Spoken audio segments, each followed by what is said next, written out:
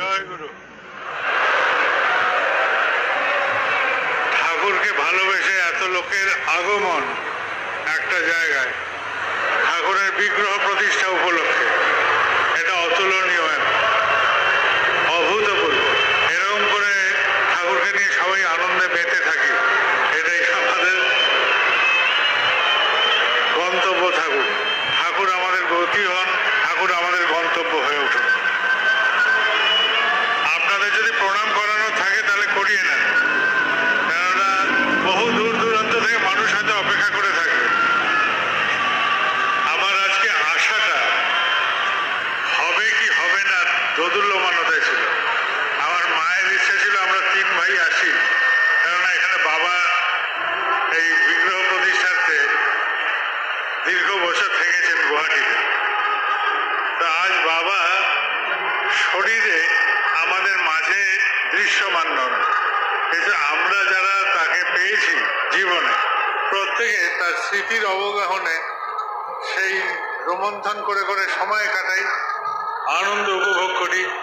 না পাওয়া সেই মুহূর্তগুলোকে কখনো কখনো দুঃখে বা কষ্টের মধ্যেও আনন্দে উদ্দীপ্ত হই যে তিনি আমাদের মধ্যে ছিলেন। আমরা 3 ভাই আজকে এখানে এসেছি মায়ের সাথে।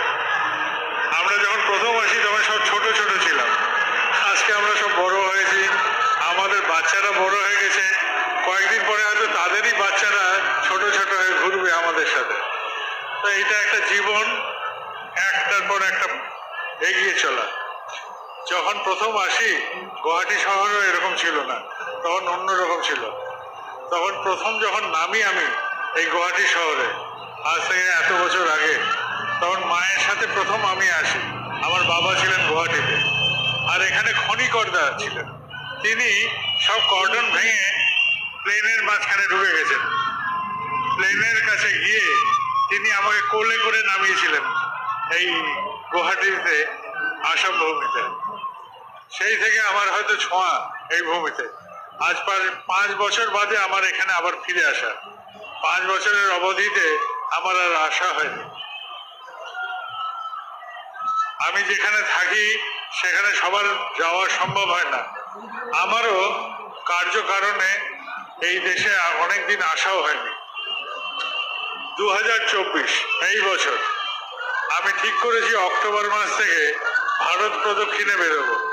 ভারত পরিক্রমায় যে যেখানে ঠাকুরের কাজ নিয়ে আছেন আমি সেখানে পৌঁছাবো। কেননা দীর্ঘদিন আমি দেওঘরে আটকে আছি। প্রথমে বাবার শারীরিক কারণে ওখানে থাকা হয়েছিল, এখন কিছু কার্য কারণের জন্য আমার দেওঘরে অবস্থান জরুরি, তাই আমার ওখানে থাকা। 2 বছর ধরে ওখানে প্রায় আটকে আছি বাবা যাওয়ার পরেও। সময় কাটছে, আমরাও এগিয়ে যাব। কোনো না কোনো সময় আমি এবার বেরোবো দেশের মাঠে, তখন আবার আপনাদের এখানে আসা যাবে। আজকে আমার এখানে আসা খুব স্বল্প সময়ের জন্য, আমি বেশিক্ষণ থাকবো না। আজকে বিকেলেই আমি আবার ফিরে যাব। আমার সাথে আমার ভাই সিপাহীদা এসছেন।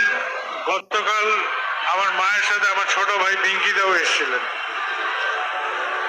আর এই প্রাঙ্গণে এখানে সবার এই আনন্দ দেখে আমরা সবাই আনন্দ আপ্লুত।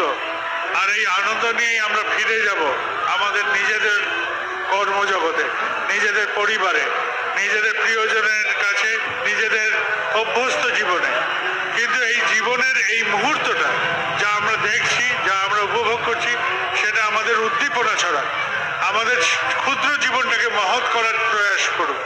সবাই আনন্দে থাকি, সবাই ঠাকুরকে ভালোবেসে এগোতে যেতে পারি জীবনে। জয় গুরু।